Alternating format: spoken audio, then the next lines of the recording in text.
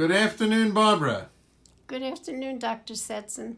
You are now 2 months since we did an in-office closed reduction of a nasal fracture. How are you doing?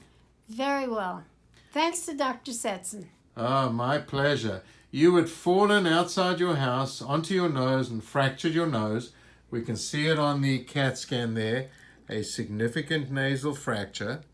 And in the office, we were able to put the fractures back together and help your nose. How was that procedure? Amazing. Did you feel any discomfort while I was doing it? If I did, it was very, very minor. You're a very, very gentle doctor. You have good hands. Thank you. You're welcome. And now we can see that the nose is in pretty good shape. You happy with it? Yes. How's the breathing? Through my nose? Very good.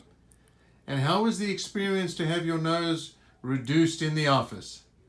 I think it was a positive experience. You happy we did what we did? Yes, I am. Barbara, I'm so happy I could help you. I'm thanking you for your help. Thank you. Okay.